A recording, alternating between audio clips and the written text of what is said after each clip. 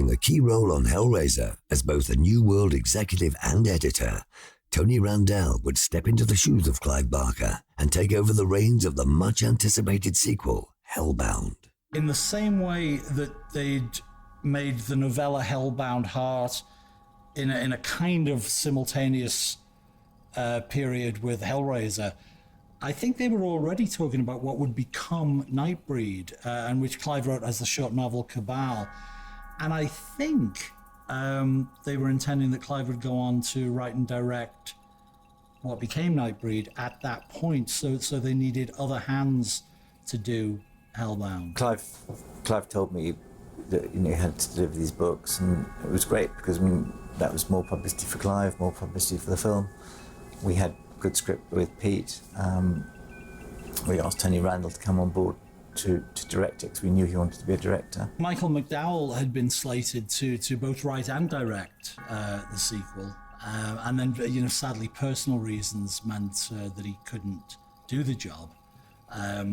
Which very sorry about that, but obviously it was a blessing for both Tony Randall, whose first directorial gig it was, and for me, whose first screenwriting job it was. I met with Michael in my office in Century City, and we talked about it, and he was going to do the film. And then shortly thereafter, I believe his partner contracted AIDS, and he might have been diagnosed with AIDS himself, and he bowed out. And that's when there was an open director's slot, and I said, I think I want to do this. It was still obviously Doug Bradley standing there as Pinhead. It still had all the aspects of it. But we were sitting there beavering away in the background, me and Clive, to make sure that it was still the same world, the same place, the same. Got involved heavily with the look of hell and the whole look of the lament configuration, sort of travelling in hell. A lot of those people on that set on the first day of Hellraiser II had been on Hellraiser 1 and had been used to working with Clive, so there was quite a nervous bit of tension on the set the first afternoon, the first couple of days, first week. For the first couple of weeks, I was really learning how to direct, and I was given great assistance by Robin Vidgen, who came on to shoot the second one, and Andy Armstrong, who was my first AD. I can only assume it must have been pretty difficult for Tony stepping into Clive's shoes, and I think anybody who comes to the helm of a sequel of a very successful and popular first movie, it must be difficult. And it was his first movie too, I'm pretty certain I'm right in saying, as a director. Incredibly efficient, incredibly absorbed, completely obsessed with all the technical aspects, and really a man in his world. I remember him being quite quiet and diffident and kind of totally focused on delivering this picture. He was extremely nervous. And if you walk onto a set, if you know the hierarchy, obviously the director is the top person on the set, so to speak, but you have, in films, you have a first assistant and a second assistant director, sometimes a third assistant director. And the first assistant director's job is to be the bastard that the director can't be. We basically followed the same formula and had the same team supporting him. But he was very much more experienced than Clive was because he'd been an exec. I remember, for some reason, we started shooting after lunch, and at 2 o'clock, they might correct me in a minute, but I do remember that he wasn't on set, and after about 15 minutes, I got off and I walked away quiet. I didn't say it. I was going to the AD, I was going off, because that was his job to try and find out where he was. And I went down to his office, and he was sitting in there, and he couldn't get out of the chair. He was so nervous. And I said, we're all here to help, come on, come and do it. And he came on set, and within 2 or 3 days, he kind of got onto his stride. Of course, he'd rehearsed with the actors, so they weren't strange to him. But to actually come on a set with like 10 or 11 electricians and 40, 50 people on that set, however many there were, it's quite daunting if you've never done it before. Because if you've never done it, you know that everyone's watching you to make a mistake. But I said, we're not that. We're there to help you do this, you know about cutting, so let's get on with it. And he did. Having left the dog company in 1980, Peter Atkins still remained close friends with Barker, and he himself would soon become an integral part of the Hellraiser legacy. Pete Atkins, who was another friend back from dog company days, part of the Scouse Mafia on Hellraiser, was writing the screenplay to Clive's storyline. My involvement with the Hellraiser series began because they needed a sequel. And, well, I should rewind. I'd turned 30, and at that point I realised I wasn't going to be a pop star. Because, you know, if you're already a pop star when you're 30, you can stay one, but very few people become one. And so I had started writing, I'd written a few short stories, I think sold one. Or I'd certainly started sending them out, but maybe got rejected, I can't remember. Anyway, Clive had read them and was very kind about them. Pete did it in conjunction with Clive over his shoulder and did a great job. I mean, you know, he took it, he expanded it, made it bigger, took it into the Leviathan and all sorts of places, and the imagery in it is, I think, wonderful. I think Clive was smart enough to tell me to lie. He said, if Chris asks you if you've written screenplays, say that you have. But the thing is, I've told that story before, and I always make it sound like we fooled Chris, that I knew how to write a screenplay. But the truth is, of course, you know, any idiot can learn how to lay out a screenplay. You know, the secret of screenwriting is not learning where to indent the dialogue and the character names. It's learning to write in pictures, to know that your ultimate audience is going to see and hear your work, not read it. So any moron can learn how to lay it out on the page. What I didn't know at the time was I was extremely lucky in a socio-economic sense, because the pound was extremely weak against the dollar. And that might sound irrelevant, but I believe what it meant was that New World, again, the financing company, could burn through pounds. The pound was essentially worthless. So rather than them having to police me, like if it was going to cost them a lot of dollars, when Chris called and said, I found the guy, I want to write the script, I think New World thought, well, fuck, it's not going to cost us that much. What the hell? We can always replace him if it's shit. So I was very lucky. I didn't realize that, but I genuinely think that was part of the deal at the time. Taking on the role of screenwriter for Hellbound, Peter Atkins would also be faced with the challenge of not only continuing the story created by Barker, but also topping it.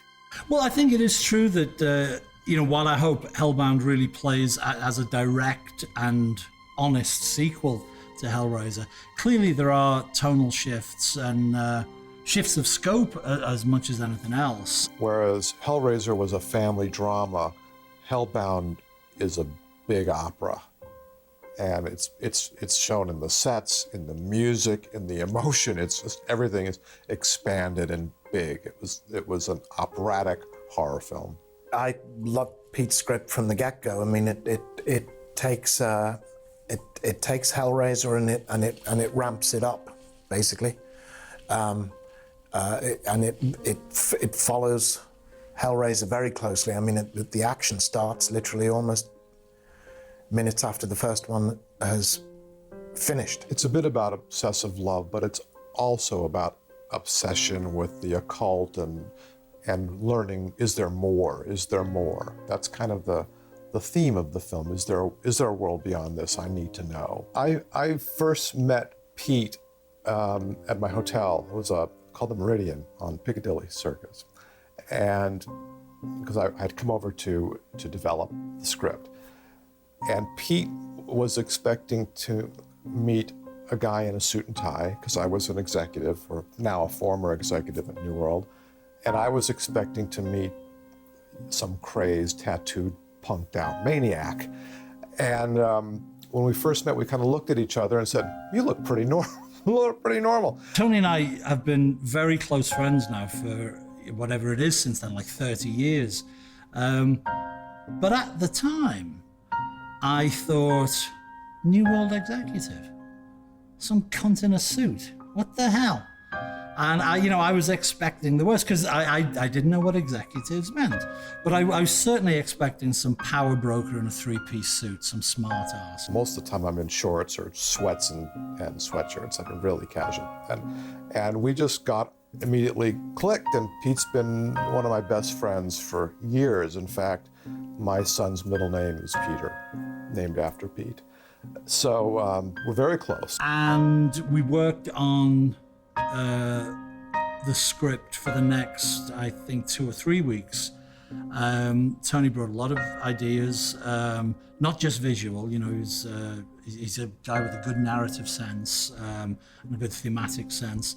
So we had a great time, like jamming verbally in the room, and then we were in different hotels, and we'd talk, and I'd go away and write stuff up, and we'd talk some more, and eventually what was essentially the movie that was shot really gelled in the 3rd and 4th draft.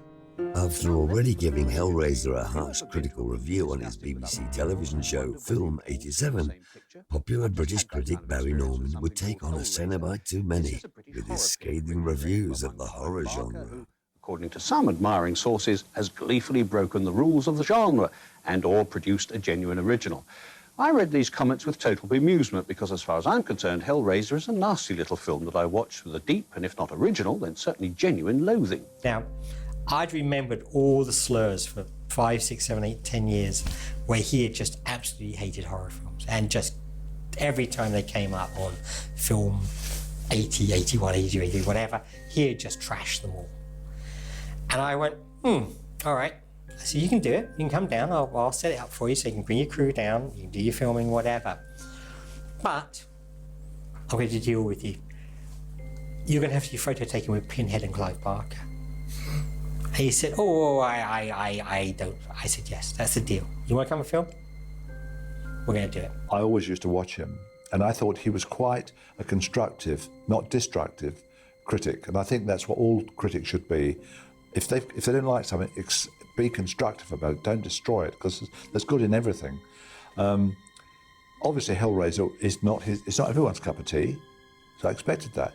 He didn't mention the photography, he didn't mention the acting, he just didn't like the film. We were all sitting behind the scenes with blood guns, just so desperate to try and get something on his trousers or something just to get him back, but we didn't. I came out of my dressing room in full makeup and costume and startled Barry Norman, who was making his way down the corridor with a raincoat over his arm.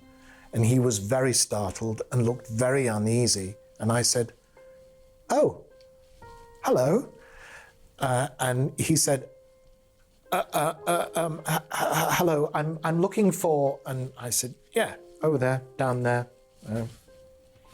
And off he went. Someone said, "Oh, Barry Norman's come on here." I said, let me get at him.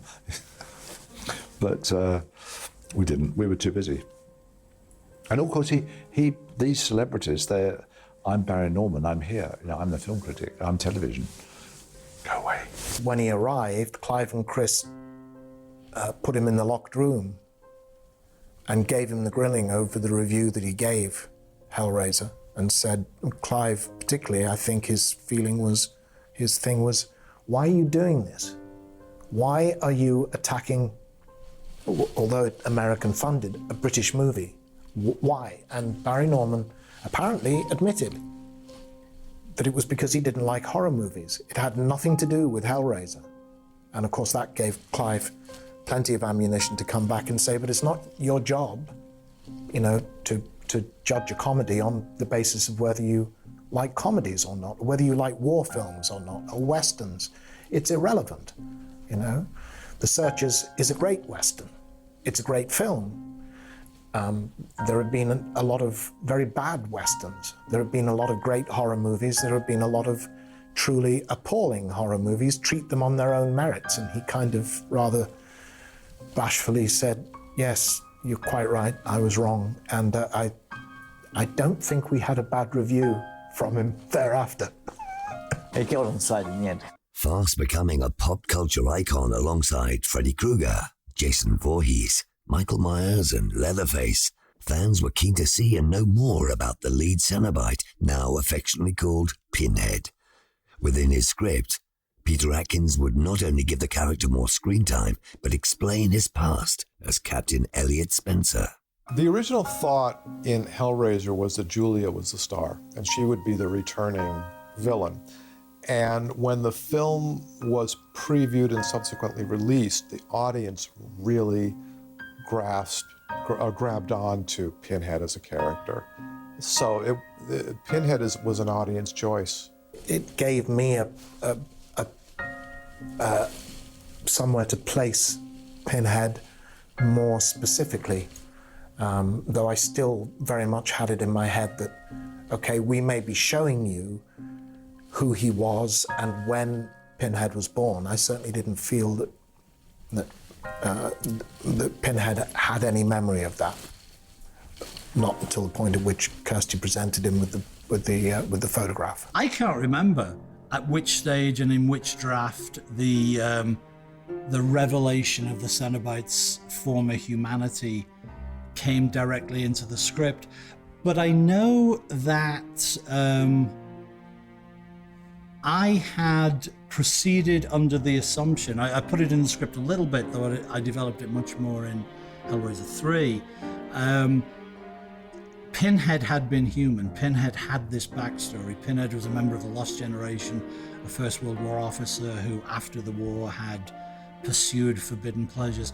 So again, reaching back into the dimness of my memory and the dimness of the years, I guess there was a sort of analogy with Frank in the sense that the pleasure seekers, the pain seekers, the people who seek out the box, some of them become Cenobites. I guess it was as loosely formed in my head as that. Pete and I we're getting older, so our memories are fading, but we always debate who came up with the fact that Pinhead was an English officer in India. I always say I came up with it. He says he came up with it. It doesn't matter. In Hellbound, we did start to explore the backstory of Pinhead briefly, and if Hellbound hadn't lost a chunk of its budget, there would have been a bit more backstory at the beginning of the film of Elliot Spencer finding the box and haggling for the box before opening it. And I said that in talking to Clive before doing Hellraiser, I knew that Pinhead had once been a human being, but whether that was last week or last month or 10 years ago or 100 years ago or 1,000 years ago, I'd no idea.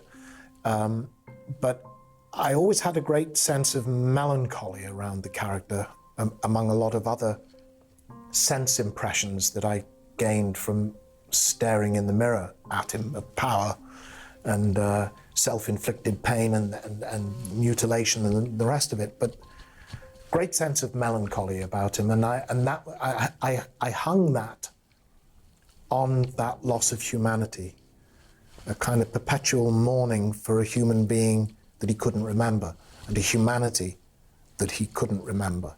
Hellbound would expand the mythology of Hellraiser with the introduction of new characters as well as the return of many old faces. Immediately behind her, and probing with professional skill and coolness into her exposed brain, is Dr. Malahide. He is in his late 40s and looks like all the great doctors look. Rational, civilized, competent and powerful. There is an intensity in his eyes and the lines of his face, though that suggests something more than normal. In my first draft, I'd called him Malahide, and even before I met Tony, when he arrived, we both arrived back in London on the same day, and he called me up from his hotel and was very complimentary about the script, very nice, and said how much he liked the character of the Doctor, and said, yeah, this Dr. Malahide, great character. I want to call him Chenard. And I thought, arrogant Californian cunt, what do you mean you want to change the name? What? I thought it was a little bit too much on the nose. I've always been fascinated by doctors and their sort of godlike attitude, and I thought, well, this guy really needs to be a kind of a pretentious, bit of a jerk to be doing all these experiments and obsessions, and so and cold. So I was always impressed by Dr. Christian Barnard. He's the doctor that did the first heart transplant, because he was like a star doctor. So Channard is a shortened version of Christian Barnard. Tony wanted to call him Channard, which I thought was a rather clumsy neologism. I wanted to call him Malahide because it meant bad skin in Latin, Greek, I don't know. In other words, I stole it from Dollarhide in Red Dragon, which I guess means sad skin. Dolorous, Dollarhide, sad skin. So I wanted bad skin, Malahide. Also, there's an actor called Patrick Malahide where I nicked the name from. Or you might say Christian Barnard. But anyway, that's how the name came about. So that's Channard Christian Barnard. But I thought Malahide was a better name than Channard, and it's only with the passage of time that I'm comfortable with calling that guy Channard. A man of science who was so obsessed with the occult that he lost his humanity. He's a psychiatrist / surgeon. You know, my knowledge of the medical profession is fairly ignorant, as you can tell, but obviously he's interested in the workings of the brain and likes to work on it. You know, his opening speech is about the mind as a labyrinth, ladies and gentlemen, and of course much later in the movie he will be in the concretized labyrinth of hell. It's really scary, you know, because in life we don't know where we're going to end up, and if you do find yourself in need of help, you put a lot of trust in the medical profession, don't you? All of us go under the scalpel mostly at some point, and you got to have a lot of trust in those doctors. And I think that's why he is so sinister and why he affects us all. I hope, like all interesting flawed characters, you can have a certain sympathy with the root desire, the desire to know. You can have a certain sympathy with his fascination with Julia. But, you know, letting a mental patient slash himself to death for the furthering of your desire to know puts you firmly in the motherfucker category. So we don't like Channard in the end. He's been reading all sorts of books, and he's become curious about some very strange things, and it's rather odd, that idea of him getting that mattress and reactivating Julia through the mattress. That's a very odd image. It's a very, very nightmarish image, that is, isn't it?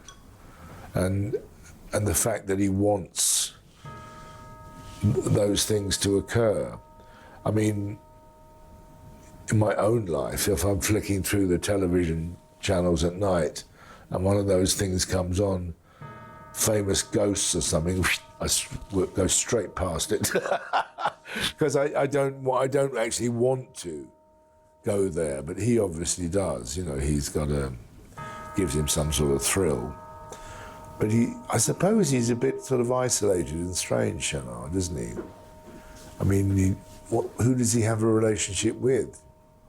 Julia? Not a very good relationship, is it? Pete and I are both kind of obsessive people, and Channard, as scary as this sound, has a lot of both of us in him.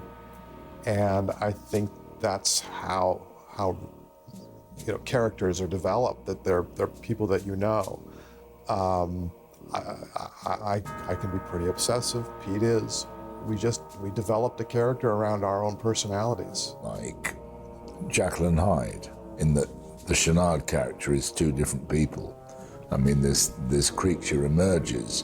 Like all great movie villains, it's difficult to dislike him most of the time, however much we may disapprove of him. But, you know, that's his thing. He gets what he wants. He gets what he wants. I guess unlike, well, clearly, you know, Pinhead is a lord of hell and embraces his role eventually.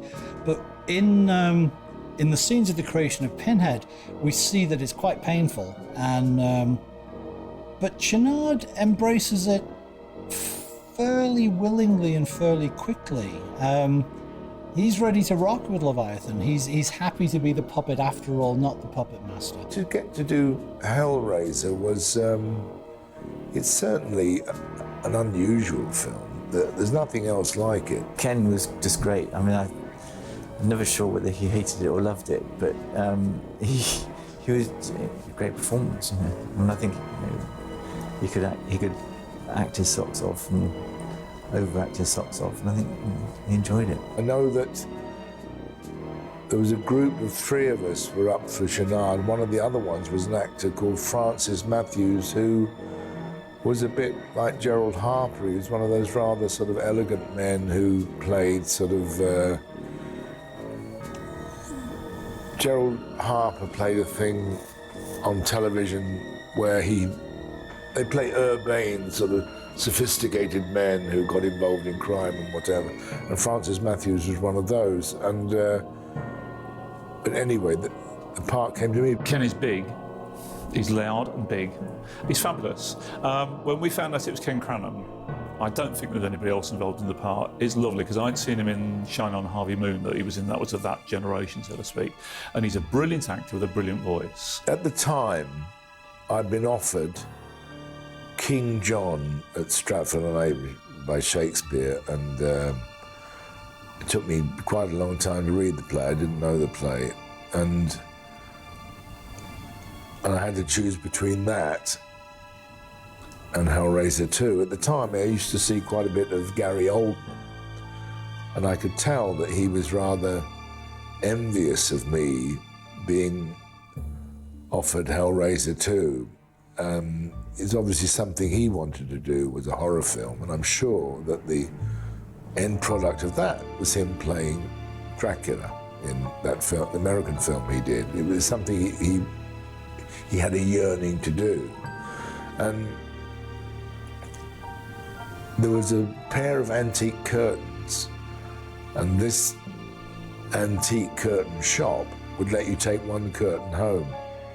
And it occurred to me, if I did Hellraiser 2, I could get these curtains.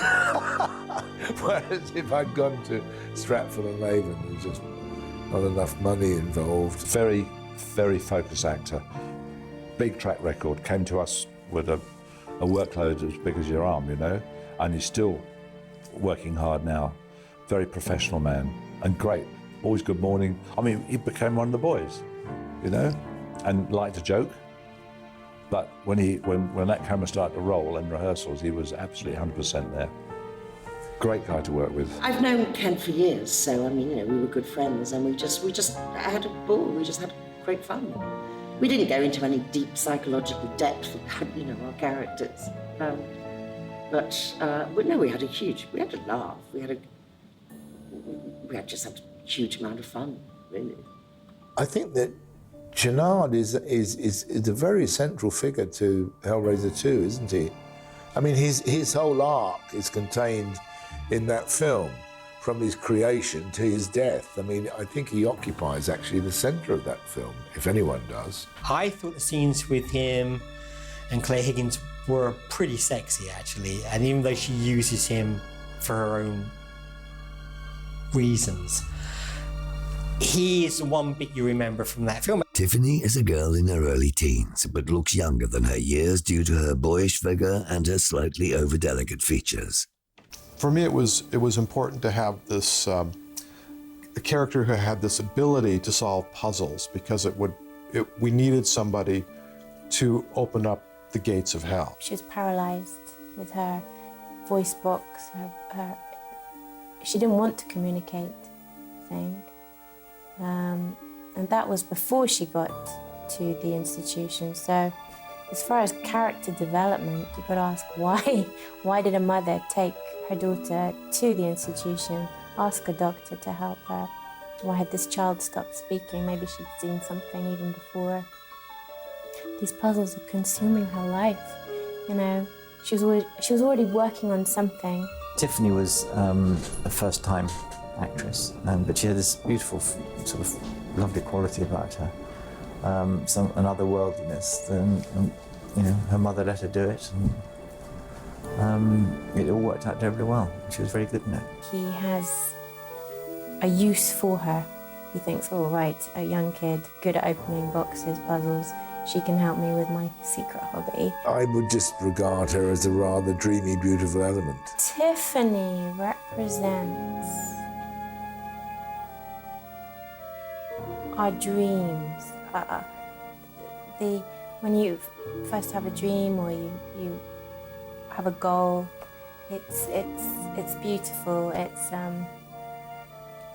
motivating, and Tiffany's there in hell, and you think, oh no, you know, she represents pureness. The reason she was mute, again, I'd like to pretend that I thought this consciously, but I don't believe I did. She was, in essence, a mouthpiece for Chouinard. I mean, more specifically, a handpiece. So being a mouthpiece for another character but being dumb, having no voice of her own, just seemed apt. I mean, obviously there are narrative reasons, that the whole backstory of the trauma of seeing a mother killed, but you know, there's that kind of metaphorical reason too, that she has no voice of her own, she's manipulated. There was a girl in high school that I knew. She used to sit behind me. It was this, and I thought, that's the kind of person I need to find to play this part. It was just in my mind. In fact, if you looked at this girl's picture in my yearbook, you'd say that was Imogen. I could tell Tony Randall really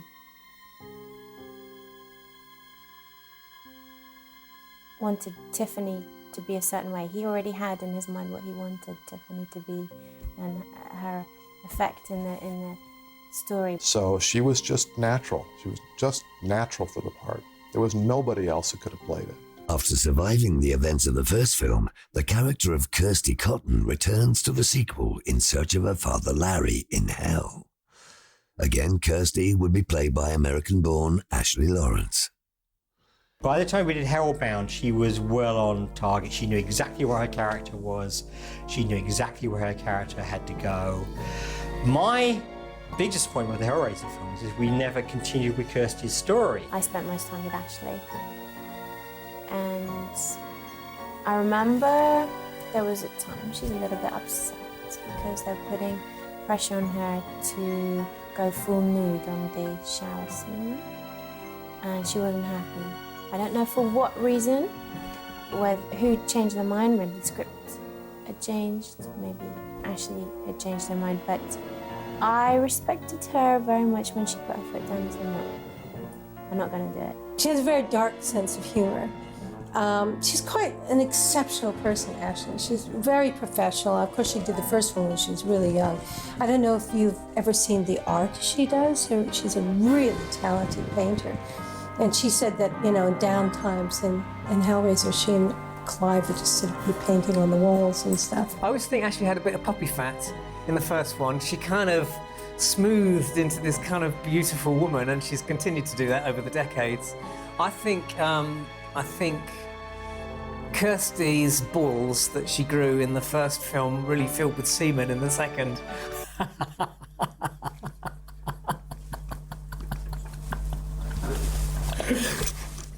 There were several days when me and Ashley were not doing much, but just ready to go on should they need us.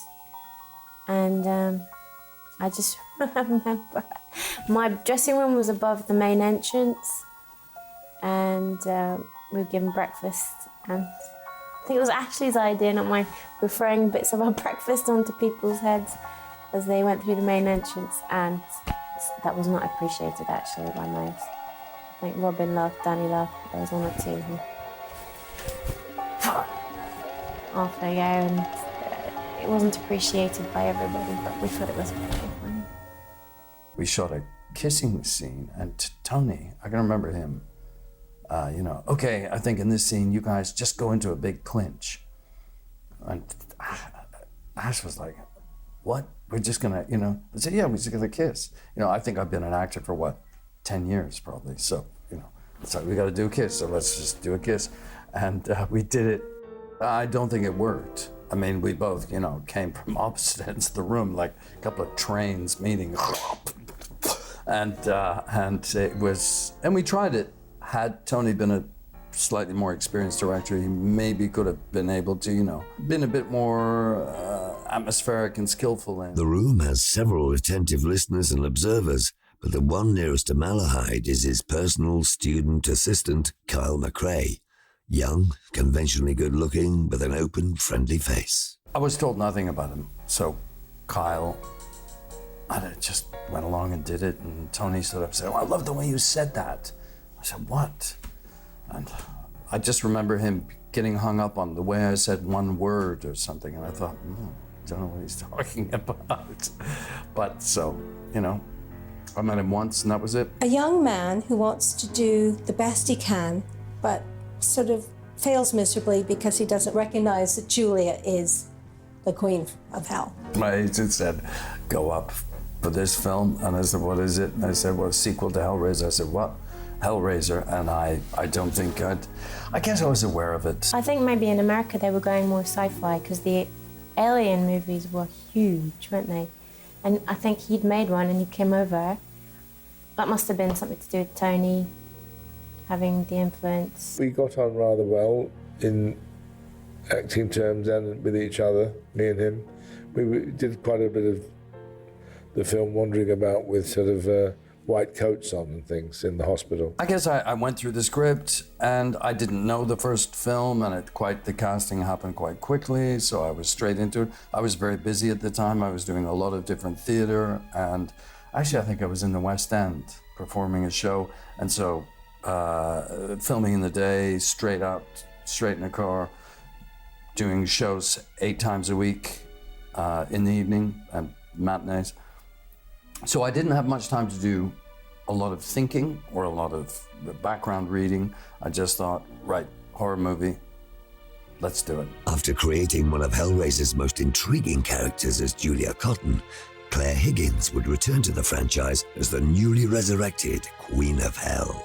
When they brought me on board, I remember one of them, I think Clive, maybe Chris, saying, "We want Julie to be our female Freddy Krueger."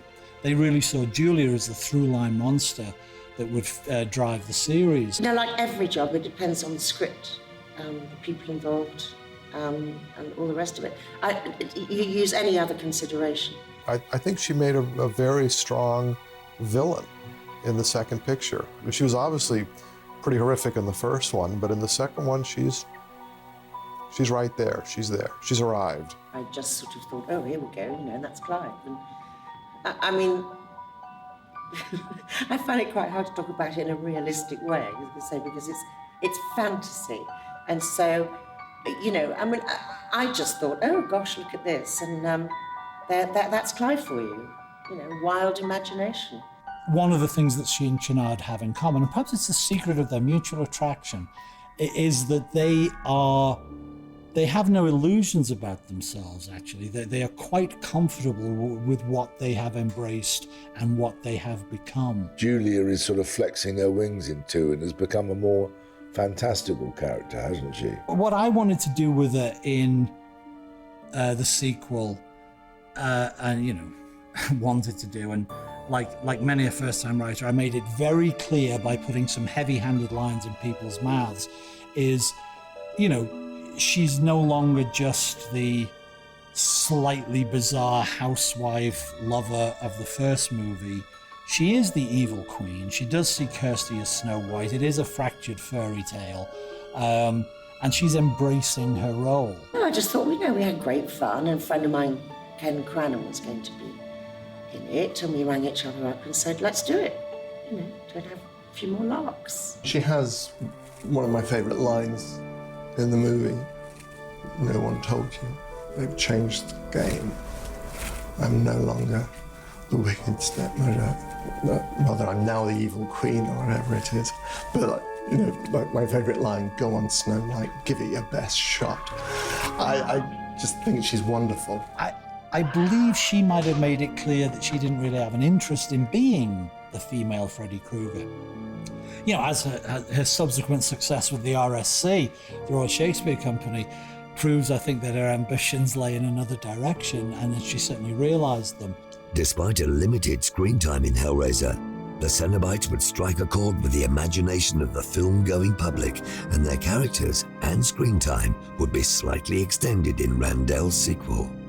After the departure of Grace Kirby, Canadian mime artist Barbie Wilde would take on the role of the female Cenobite, whilst not only successfully filling the shoes of Kirby, but creating her own version of the iconic Cenobite. I think Grace found it physically very painful because that costume was very restrictive and she had back problems. I understand. I've never spoken to her. I've literally never spoken to her since. The line I heard was she swore she'd never set foot south of Hadrian's Wall because she lives up in Scotland. I think I got the audition because I knew what a Cenobite was. And I said, oh, it's a member of a religious order. And he went, oh, no, I think it's a word Clive made up. I said, no, Tony, it's actually, I looked it up in the dictionary. Never contradict your director. And it's a member of an order, mostly a religious order. And he said, no, it's not. And then his assistant ran to get a dictionary and said, Barbie's right. And so I got the job probably out of revenge. She contradicted me. I'll give her the job so she can stuff her under the makeup. What's not to like about Barbie Wilde? She's just a little bundle of joy. She can talk for England, which is amazing. She's from Canada, I believe. But no, she's great fun. Really easy to get along with. This woman came in with this American accent, and we're thinking, this isn't Grace. This isn't sort of like a formal Cenobite type person. And she was a laugh, and she got on with it and did the job. She kind of became part of the Cenobite team straight away. Stepping into Grace's shoes, and the four of us just got on really well. She and Nick and Simon and I, sitting around for hours waiting to be called to set, arriving at 4 o'clock in the morning and getting on set at 4 o'clock in the afternoon, day after day after day. Yeah. Was all good. Mark Coulier came in and took over doing the female Cenobite and re-sculpted it to fit Barbie, because Barbie's got a slightly shorter neck than I think Grace Kirby had, so it just changed very slightly. The only difficulty with Barbie was she's just never stops, she's tap dancing, she'd stick her makeup on. And you've got all these edges, and our terror as prosthetic makeup artists is you stick a makeup on it looks fantastic when it walks out of the makeup, when the actor walks out of the makeup room, and then you just watch it fall apart during the day as they bite into a bacon sandwich and scratching something. They only have to scratch the cheek and tear the piece, and you've got to redo the makeup. It's funny when you're sitting in the makeup room and having all this gore put on you, and the special KY jelly, which is the ooze, the nice and shiny ooze. You're not really thinking about, oh my God, I'm being covered in blood. It's just makeup. Barbie's got very, round features and full cheeks, and so you couldn't really create that skeletal quality that Grace Kirby had on the first one. It was obviously quite different than Grace's in the first one. I didn't have the creepy bits of hair, and my facial configuration was quite different than hers. So they also did different throat jewelry for me, and I thought hers was much more interesting. But she pouted. But so it was just that process of doing all the makeup tests and then getting on set. In the fourth, a man in his early 20s restrained in a straitjacket. He shuffled around on the cell floor, his eyes twitching and flitting from one part of his body to another. Coming in to do Hellraiser 2 was a real treat because, nobody knew if there was going to be one. Well, fairly soon after there was one, and it was like pop in for an interview, and that marvellous thing about, now, Ollie, we want you to be in this. We've got 3 parts for you. What? Yeah, 3. One of the main characters, Mr. Browning. You're playing Frank in flashback, and then some bit about a bloke writing "I'm in hell" or something on a wall. It was great to meet Oliver again because we spent so much great time with him as skinned Frank, and to get Ollie back was really that was a lovely touch. Really nice. There's nice things happen in films, and that's one of them. I did have slightly carte blanche on this Mr. Browning thing because it was really quite a tricky number. It was sort of having to develop into manic hysteria and sustain it between takes, sort of getting back into, picking up where you left off with all that loony acting. Frank's white shirt is cut off at the left shoulder. His arm is bare, and from the elbow down to the wrist, joined to another forearm. The flesh is completely fused like that of Siamese twins. As Frank moves into the room, the owner of the other arm is revealed. It is his brother, Larry, Kirsty's father. Larry, like his brother, is dressed in a white shirt, cut off at one shoulder, and jeans, and, like his brother, has his skin back. His face is frozen into a permanent expression of terror, and he seems incapable of any independent movement, simply being pulled along by Frank. One of the big questions about Hellbound, for people who knew about the development of the movie, is the absence of Larry Cotton, played by Andrew Robinson brilliantly in the first movie. I was approached about the sequel, when they were going to shoot it. I was, they made the offer. We heard relatively late in the process, I think, a couple of weeks before shooting at most, that in fact Andrew was not going to be in the picture. So I had to rewrite quite urgently. But the thing is, without any disrespect to Andy, who's great in the first movie, I was actually relieved because it was one of the few disagreements that I'd had, one of the few fights I'd had with Chris and Clive way back in the early stages of developing the story, and a fight I'd lost, because my assumption always was, well, what did Larry do to end up in hell? Like, I don't think there was any point in him being there. What are we saying here? If we're setting up these careful tableaus of punishment for the wrong wishes or, the bad deed, if we're setting up a moral universe, however skewed and bizarre and sadomasochistic, what the fuck did Larry do to go to hell for? When he read the script, he, like any actor would do, he said, I just don't have much to do here, and didn't want to do it.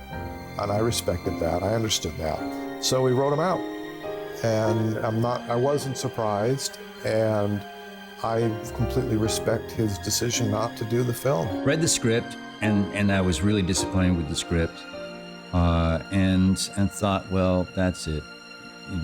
Don't need to do this. So the fact that I had to shoehorn this Larry's in hell and Kirsty's actually trying to rescue her dad that was difficult for me, and I didn't like it. So to be honest, once, and again, not talking about Andy, but once the character of Larry was not in hell, not in the movie, I was delighted. It was actually a very quick fix, because it made much more narrative sense to me that this was always an evil scheme of evil Uncle Frank all along. Of course Larry's not in hell. Frank's in hell because he's a fucking bastard. Of course he's in hell. Poor Larry. Developing the team at Image Animation by introducing some new faces, the company would not only expand its effects work on the film, but its workshop and team. On Hellraiser II, Bob was working in the States, so I chiefed Hellraiser II. Bob, I think, is credited as supervisor. He popped back a few times just to sort of look over stuff. Jeff and his guys were just devoted and great and right in tune with the story. I didn't need to do anything. They just did it. We went everywhere and looked. We had a very much a policy of we were looking all the time for new people. We really wanted this place to be lively and young and full of people who really were working. I was always willing to have a go. These guys usually had a budget of about 4.5p, and I would get in there and risk it. And so people knew that about me, I suppose, and Bob picked up. And he originally got me in to talk about this TV series, and then I went to see him in Pinewood, basically. I'm sitting in his office, and there's this studio full of, sort of monsters and kind of decomposing bodies and things. And I said, oh, but Bob, this is, forget your kids series. This is what I want to do. The first time I encountered Image Animation was Jeff Portis and Roy Puddifoot, and they picked me up from the train station in this little car. And on the back seat of the car was, I'll never forget it, was Butterball's head, was just sitting there, along with some various pieces of aliens from the Alien movies, which was in the back of this teeny little blue car. It was very childish and quite immature. But it was, they were great fun. But so I was kind of like mother figure too, because I was probably about 10 years older than them, and or even 15 actually. I started there when I was 25 and they were like 16, 17, 18. They were quite young. Just a lot of mucking about going on, as well as very serious work, because we'd get there whatever time in the morning, and it wasn't 9 to 5. People would stay until 11, or you'd have people just pretty much staying there for 7 days a week, sleeping, get out, carry on with work, sleeping. This is really Jeff's movie. This is really Jeff's movie, and really my involvement is just with Clive running around in the background. So I think, hands off to Jeff, he really pulled the team together. He took the reins to be number one, in the number one position of it, and he really ran with it. And he did a great job. Blood pours from the multitude of wounds running over his body and down onto the mattress. Suddenly, without any preliminaries, 2 painfully thin, flayed, mucus-covered arms shoot out of the mattress, one on either side of the still busy Browning. They wrap themselves tightly across his chest and crush him tightly to the mattress, as a head, similarly wasted, oozes out of the mattress to the side of Browning's head. Absolutely, it fell into place. It was just one of those, you go for it. It's just one character plays off the other insofar as he's who he is and I'm who I am. And so it kind of happens, really, because of the manicness of it all. Obviously, a very disturbed bloke indeed. Can't wait to get his squidgy crawlies off him. And Ken's got a one-dimensional plan here. Let's get him on that mattress, get him to spill a bit of blood and wallop, and I'll have, set the ball aflame for what happens next. So, yes, he was just... but actually he was quite tender, wasn't he? He was quite sweet. As I recall, being led through that door, like a gibbering wreck, and he's saying, don't worry about it, old chap. Just come and sit down here. Everything will be fine. Oh, by the way, here's a little razor. I just want you to have this a minute. So, but Ken's brilliant. He knows what he's doing. He was wearing a complete chest piece that went all over his chest, right over his shoulder, just over his shoulder blades of sort of boils and bits and pieces, and some bits and pieces on his face. And so he blunted a razor, really, really took it to town and rounded it and blunted it and said, look, just be careful. And it had a little blood tube in, so he could go like that and blood would squirt out. He was so ferocious in his acting that he ended up marking his body all over underneath the prosthetic makeup. The discussion as far as Mr. Browning, the nutcase padded cell, kind of spoke for itself. It was just explained that really getting you out of that cell and onto that mattress, the spilling of the blood, repeat of what happened in the first film. When the blood is spilled, reborn out of the mattress comes, but on this occasion, the reborn Julia, It's an extremely gory scene. Tony said he wanted me to score it sympathetically. As I recall, I may have this wrong, and I turned to Tony and said, no, Tony, no, we can't. We feel that this is kind of weird and all that, and sad. We feel sad for the guy, but I can't, this is gross. I need to enhance this moment with some twisted something or other there. I don't think we can write emotion because this scene is over the top. We're over his shoulder and he is slashing himself with a Stanley knife. And because you couldn't see what he was doing, that really affected me. I think I put the clapperboard on and then stood there watching him do all this slashing. And then my head became very heavy and I felt ill. And I nodded to the focus puller, Danny, and I had to leave the set before I fainted. They intercut a close-up of my forearm with all these bugs, or I think that was all to do with in the mind of the man. This bloke thinks he's got these all over his arm, hence, a razor. Now I can really, that was a thinking about it. It was horrible, that sequence, and as I said, they purposely overshot it. It just went on and on and on. These skinned rabbits writhing around, covered in bits and blood and things. It was a very long sequence, that. When Julia is reborn out of the mattress and her arms fly up and blood shoots out. There's a shot of Ken Cranham getting blood across his face. Well, I was sitting right underneath the lens with a squirt gun, and I went whoosh and hit him the first time. First take, perfect. I love that. In fact, I like shooting Ken, but that's another story. Out come the hands like that and clamped, remember, they clamped over my mouth. And, well, it is what it is. It just happened. So that happened like, I didn't know what was going to, well, I knew what was going to happen, but didn't know when. So that was all nice surprise, all sort of, oh gosh, yeah, instant occurrence. It's quite horrifying to shoot, to be there on the set because it's believable, you know? And it's not like today, you put them in front of a green screen and they've got to act to nothing. Here, they're acting against each other and they're reacting to what each of them is seeing. A very nice thing happened to me the day after filming at Pinewood, doing Mr. Browning on that mattress all day long. Long day for everybody. It was tough. I got back to my dressing room, and there on my dressing room table was a bottle of whiskey with a little label, and it said, "Sorry, it's been such a long, hard day. With love from the production of this Hellraiser II." It's my little gift for being a good boy. Sweet, isn't it? Very much like the role of Frank in Hellraiser, the effects crew required a thin actor to play the role of Skinless Julia instead of Claire Higgins. This role would go to the beautiful South African actress Deborah Joel.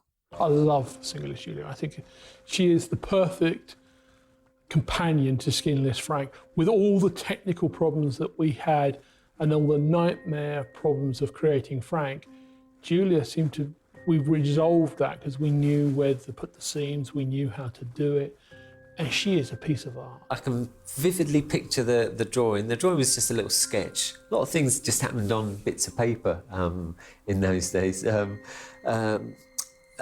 A sketch, and once I'd drawn it, it was like, and I tell you the influence, although it might look like it's not there at all in the slightest, was Geiger's drawings of beautiful women like robots and stuff like that. So I was like, okay, I want to do my skinned woman as I still want the beauty. I want you to find her strangely attractive. Little John sculpting the face. I believe that he made the lips slightly fuller just so that they were a bit sexier, and I think the cheekbones were a bit higher.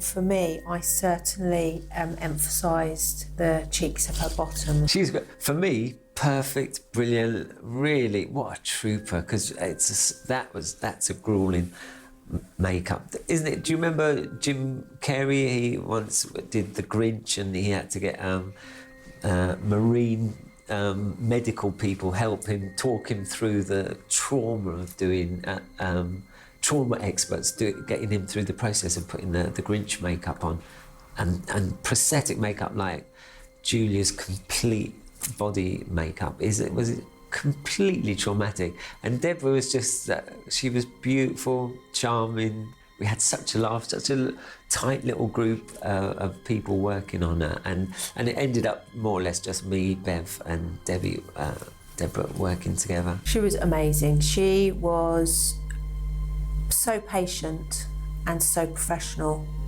and she just kept very still. She just used to go into a meditation. She didn't move. She was fabulous. Couldn't have worked with anyone dearer. She wouldn't like me for this, but I think booked her as from a casting agent. We wanted someone really dead skinny so that we could make it look like there was nothing of her. And she was a little bit bigger in her when we met her than she was on her casting card. But it was fantastic. I was never so delighted as I was with that makeup. We both went through the same nightmare hell on that day. Pleasant nightmare hell of long days filming. And she was the sweetest pie and said how we both gave each other a kiss and never seen her since. There's something about Skin Julia. I just really enjoyed working and seen her come, so that when she was on set, she was, for that brief time that she was naked, I thought, oh, that's exactly what I wanted to do. I had some great help from Beverly Pond-Jones. She helped me a lot on the second one, because she was a very expert makeup artist, and the makeup that we're doing on Julia, she used to do a lot of help with me around the eyes and stuff like that. Little John was, he was my backbone. He was sculpting a backbone, he was mine. He taught me, he guided me through.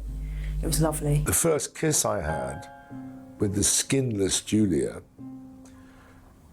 she wasn't being played by Claire Higgins, she was played by a very skinny South African actress who was wearing a sort of body outfit, and it looked like those medical books.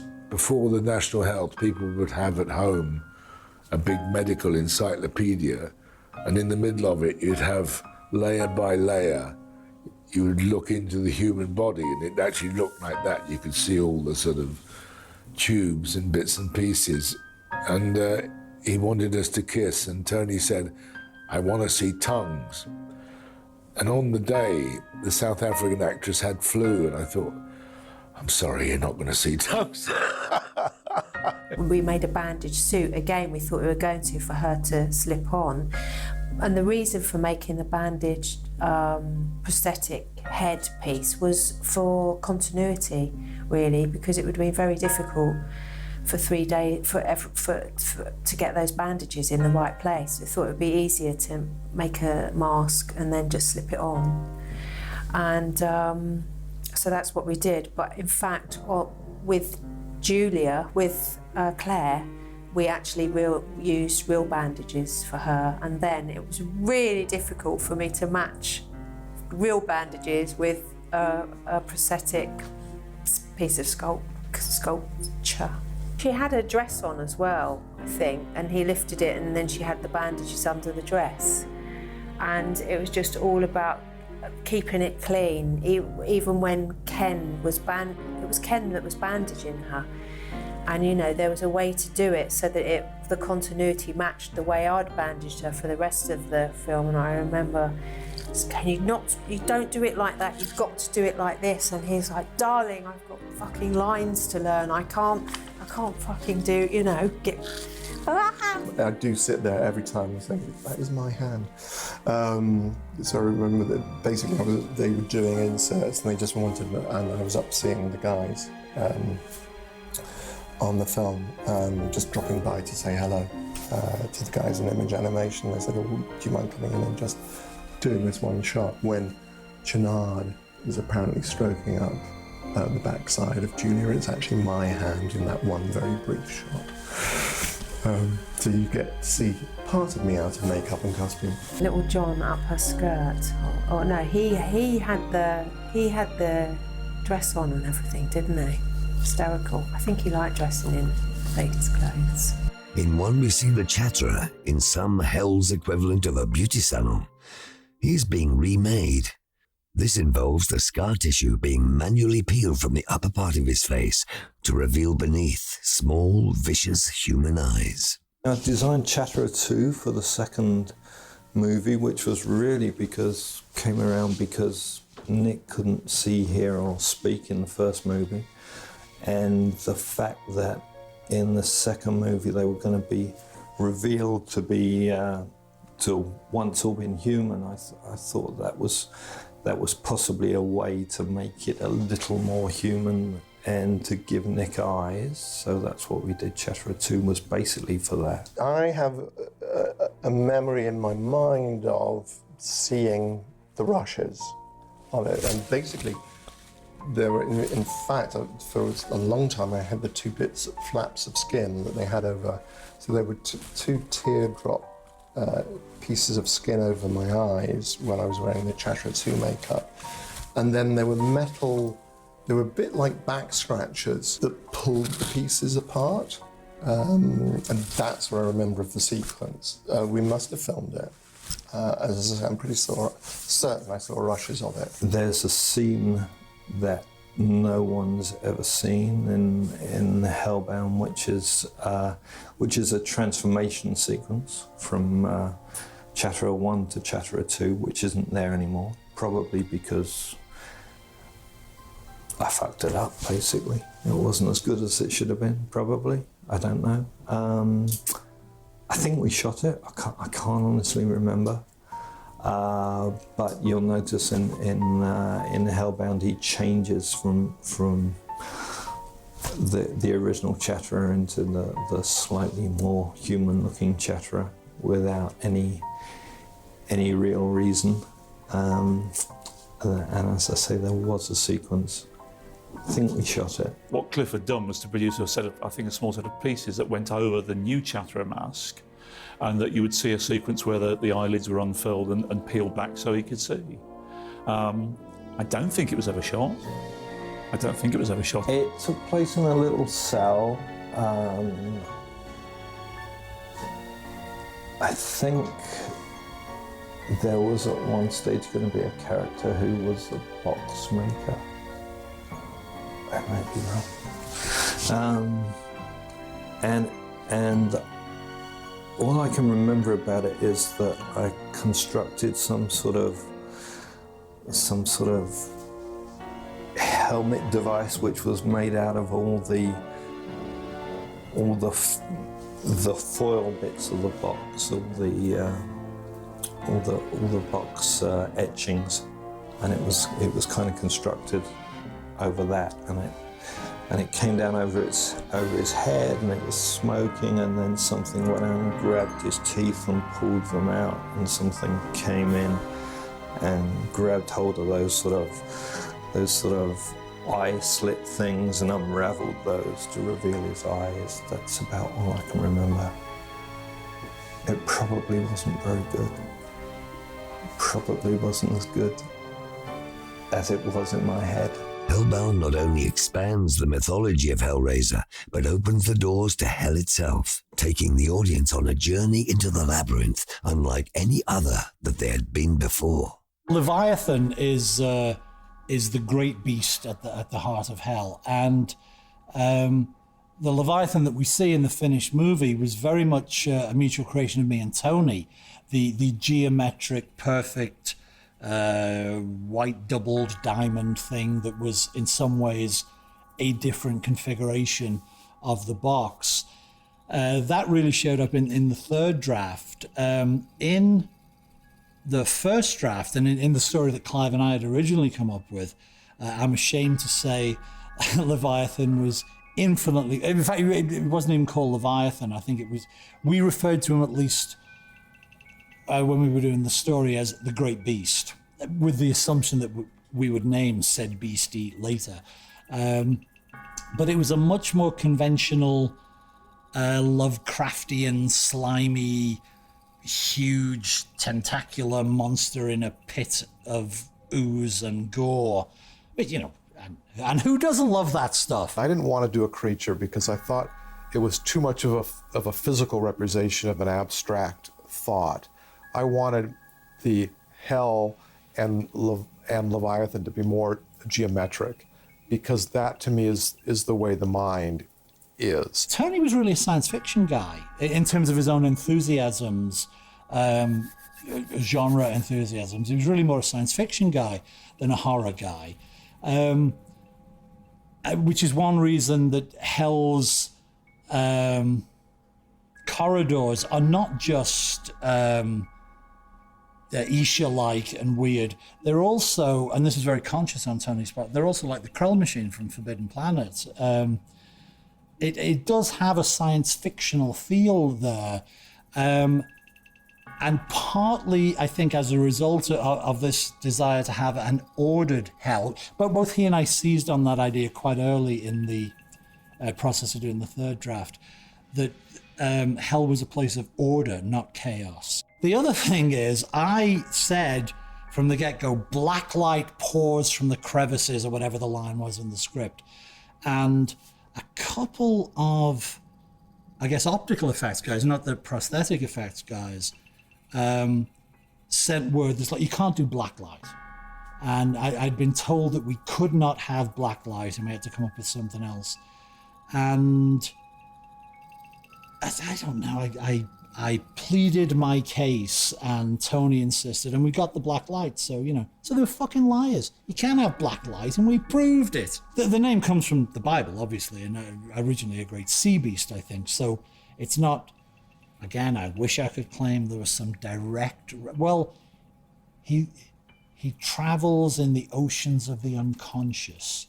He is the Leviathan of our inner sea. Bullshit, bullshit, bullshit.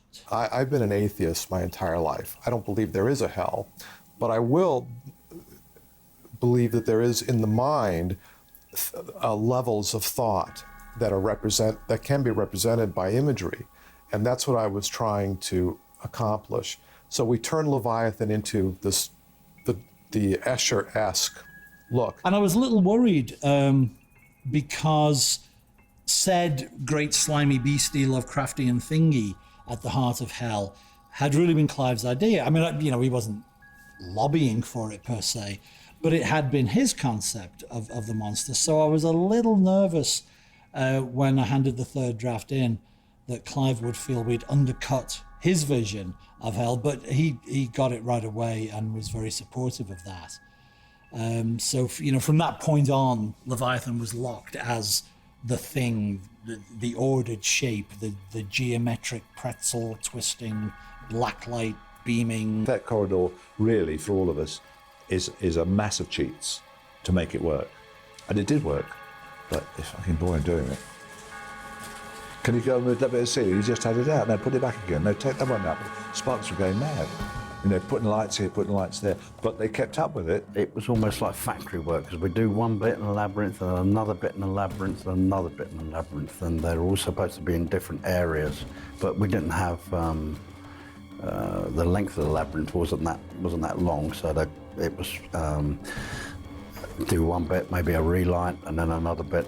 Having had his flesh removed and restructured, his skin cheese-wired and turned blue, the transformation of Dr. Channard into his new Cenobite form within the creation chambers was the first time that viewers witnessed the creation of a Cenobite by the metaphysical hand of the Lord of Hell, Leviathan. I'd created quite a rather erudite character for Channard. He was actually rather well-spoken and sort of, I was obviously attempting something. And the monster is something else. The monster is Mr. Hyde. The monster is this inner being sort of come to power. And so it is rather coarse what I'm doing as the monster. It's not sort of subtle at all. When I saw it, the whole idea of the kind of the cheese grater over the face I thought was complete and utter genius.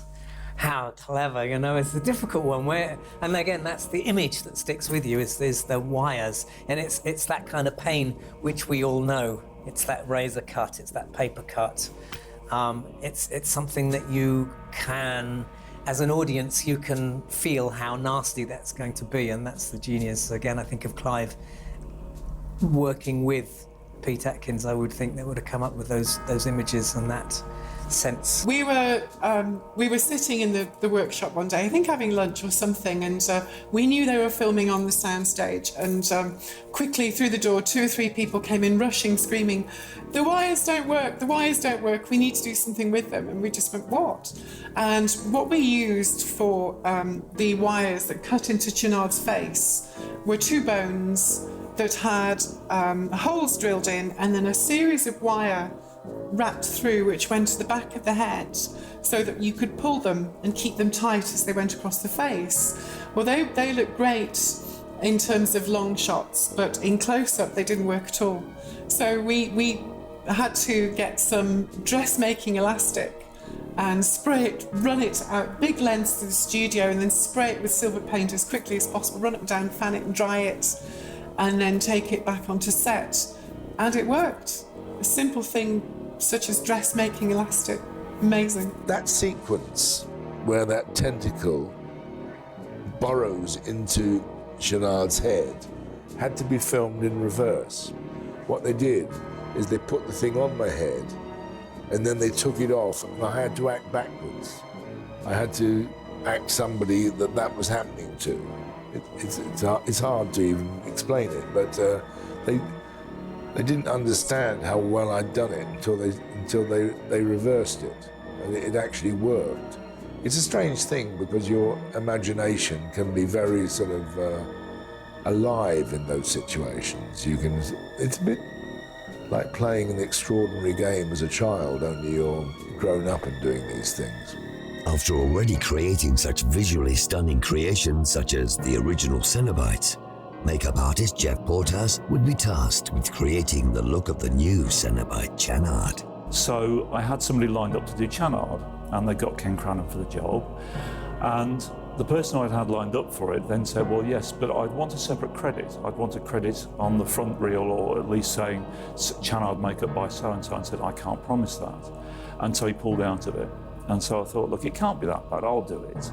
And I went to speak to Chris and the other people in the production. I said, look, don't worry, there's only one scene that involves Pinhead and Channard together. And it'll be a couple of days, and I'll make sure that we split it between 2 days that are separated. So I thought, okay, I'll go for it. So he incorporated a couple of just little sort of elements to it, like there's a sort of a Robocop homage, bullet hole in the forehead, because that was out at the time, I think, Robocop, and we were all nuts for it in the workshop. And also there's like a bit of Freddy burn on there as well. So as he's sculpting it, he kind of, showed it around to people in the workworkshop and just to get everyone's approval. So I thought, if I do it with wires, that means I've got to stick these damn things on every day. So I didn't want to do a multi-piece because I'd have the tracks for the wires going in the same place each day. So I did it as a pullover mask with a separate piece at the back that held the thing on and just tightened it up. So I'd have some kind of pull, so in case it was loose. His mouth was free down from out there down to about there, and the rest was all stuck on the top of him. I designed him, did the wires, did all the bits and pieces, painted him blue. There's a shot in the scene where you see the blood being sucked out and blue being pumped in. And all these bits and pieces, we designed the whole sequence. I have to say that the woman who designed the costumes was a sort of arty person on the sort of fringes of things that I knew from elsewhere.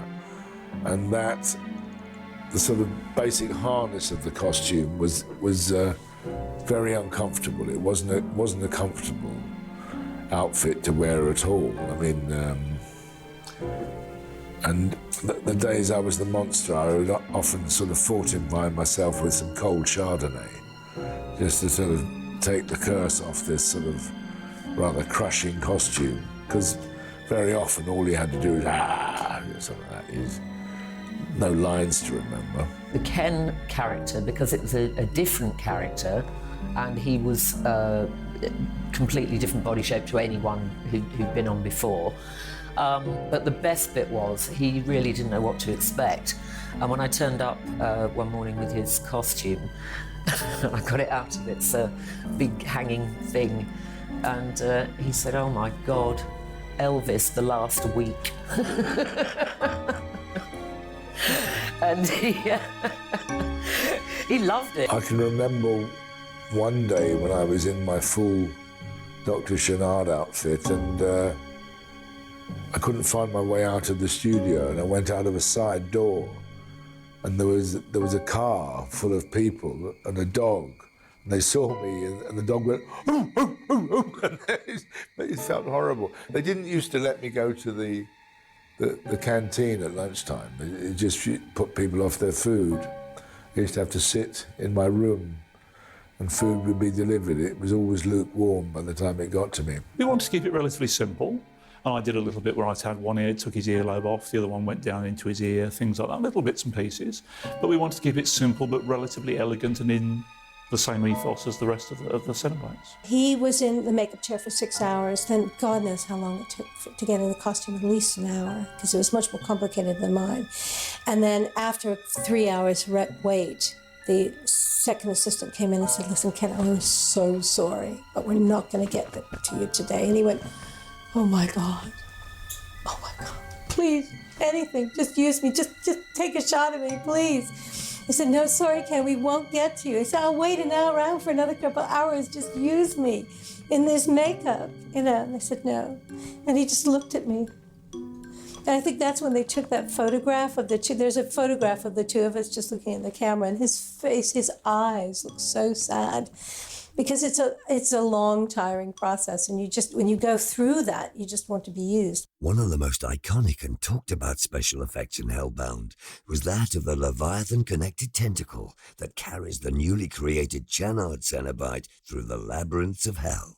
I think the makeup was very extraordinary, and but the actual organisation, particularly of tubes coming out of your head covered in herpes and that lot, was actually very risky.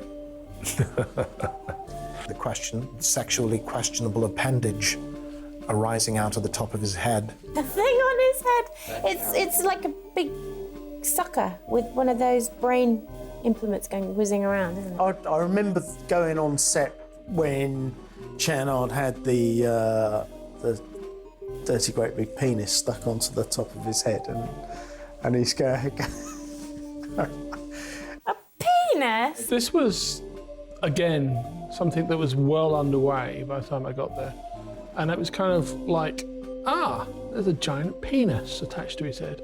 And on the top of the big asparagus coming out of my head was designs that were copied directly from herpes.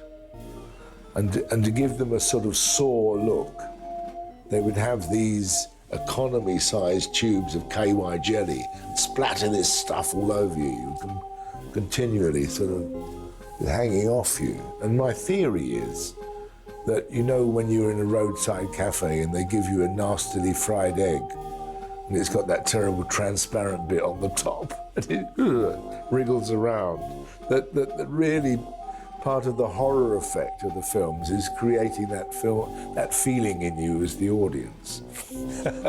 It was meant to look like a penis. What do you want? This is meant to be sex, isn't it? This is meant to be sort of like, when I can't remember the guy who sculpted it. I can't remember his name. And I just said, let's make it look like a big cock. With a drill that comes out of the head and grabs onto somebody's head and hangs him around. What, you know, we did the veins, we did the pus, we did all the stuff. Although I thought that was an interesting idea, I didn't quite get the idea.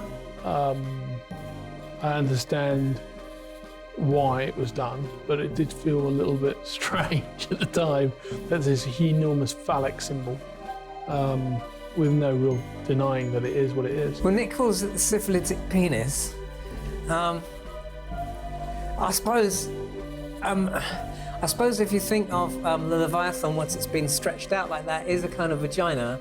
So you are going back to kind of sexual imagery, and it's all the way through Hellraiser on with the flower exploding with blood coming out of the screen. It's all sexual imagery. It's clever old stuff, isn't it? Once you look at it, it's no wonder people have studied this stuff at university. Well, when you see it being sculpted, and there's a few in there, it looks like a giant penis. Even on the model of Ken Cranham that's being held by it looks like a large cock, you know. So what are you going to do? That was what it was. We did the veins, we did the lot, and it has a sort of a thing that pulls, but not quite a foreskin, but it sort of opens up. The drill comes out. I just thought, I saw one of those implements at the beginning of the film when he was doing his brain surgery. No, they didn't say anything about penis jokes. No. A 15-foot long mechanical penis. I was rather alarmed to read that the stuntman has been claiming that he played the part, because he didn't. I mean, he might have done a couple of shots, but and you can't tell which ones they are. I mean, I think they changed the script to accommodate the fact that they'd injured me, because this roll of lino that came out of the top of my head, covered in herpes, and this flying harness. Now, anyone who flies in a harness, whether they're in Peter Pan or whatever, will tell you that it's quite a nasty experience because it really grips you, squeezes your balls. And so you got that, and then you got this, it had the texture of linoleum, this tube, and they injured me quite badly. And so I think they changed from then on the flying sequences. A highlight of Hellbound is the technically amazing animation effects created by animators Rory Fellows and Carl Watkins.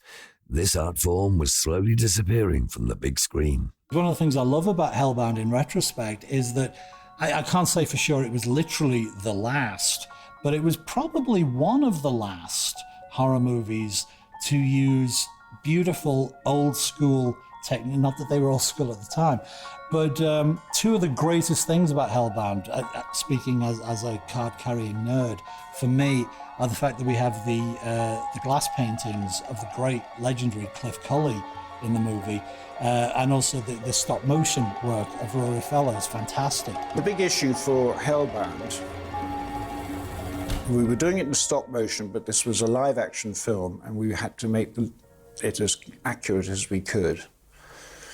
And we needed to find a technique to make the animation convincing and not distracting. We brought on Rory and Carl to do stop motion animation, and that included my creating a box called Leviathan, which is a different thing entirely to the first box, and working on the mechanisms to allow stop motion to happen on that and how to interact it with the original box as well.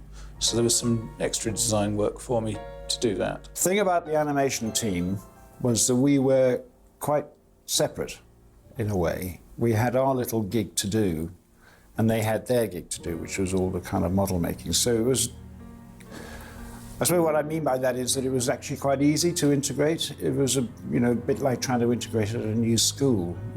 I knew one of the other new boys, Carl, and we were able to kind of hover about in our own dark corner and slowly get to know people as we needed to get to know them. We made big sections of, like giant oversized versions of Lament configuration. Rory Fellows is an astonishingly good animator. He's now moved to the digital side, but he's one of the last great stop motion animators as well. We were at the end of the stop motion era by the time we did Nightbreed, but we were pushing it even with stuff we were doing then on Hellraiser. Carl invented or came up with the idea of triple exposing every frame so that we could get that kind of smoothness of movement. And that's how we went forward. So the first couple of months probably were really just kind of experiments, shooting tests to see, how we could make these looks work. Stop motion effects on Hellbound were portrayed at their best with the creation and effects of the Chanart Cenobite's hand tentacles, showing just how talented the animators were. So I had this sort of chat with Tony, and we then talked through essentially the tentacle shots, which was more complex and about which I think he had less of a clear idea as to how they would look, what we might make them look. I think at the time he saw a lot of it being done as live action effects, sort of effects where things on sticks and all the rest of it. And I began to tell him what I thought I could achieve with stop motion. So he asked me to do some storyboards. I did storyboards for him. I took those to his apartment and we talked about over one Sunday. We spent the day together talking through the shots. I think at the time, maybe half a dozen different concepts were produced. And we settled eventually on the one the sort of talking, well, it's quite a phallic look to it. Some of them were more snake-like. I remember snake heads, diamond heads, that kind of thing. And bit by bit, we arrived at this idea, partly because it was going to have to be able to do everything. It was going to have to open. We did more tentacle. They produced the weapons. Rory and I designed all the weapons that come out of the tentacles. We developed all the business of, all the things that were going to appear, the flowers, the teeth, the razor blades. We had all sorts of stuff coming out of the tentacle mouths. There was a lot of time spent with the model makers on how we would construct the tentacles so that we could do all this stuff, what they had inside them, in order to make them kind of bendy and all the rest of it. Once we'd established how we were going to do that, and we reconstructed Ken in different, his arms, his hands, all the rest of it. Then we shot quite independently, really, of the live action unit, and he just told me what he needed, and that's how we went forward. So there is an advantage in tentacles because it's not something that we look at every day, especially not if they're coming out of some doctor's hands. So we did have that on our side, but at the same time, it still had to look as if it was part of him. A lot of the issues of what we did actually, something I learned quite early on, or realized, if you like, early on. If I wanted to make the tentacle look convincing, what I had to do was to make sure there was something back here that was also convincing. Because somewhere in your brain, you think, well, it's okay, this is animated, I understand that, but he can't possibly have bothered to animate the blood on, the drip of sweat coming down the leather jackets here. Or we had chains at the back of the studio that were just almost completely out of focus that I had nailed into a plank, sort of piece of wood on the floor, and we were moving that backwards and forwards. So these chains went on kind of swinging slowly in the background, which looked like the chains in the background of the live action shots, and therefore surely this must be happening. Film sets, with the addition of special effects, can often be dangerous places. When actors are clad head to toe in latex and leather with limited visibility, those sets can become even more dangerous. We were doing the death sequence. It's the classic. You're going to be hit in the chest with a tentacle. So what they do is they give you a tentacle, you put it in your hand, and you just do that. So my direction was, okay, just stand there. That's all I had to do.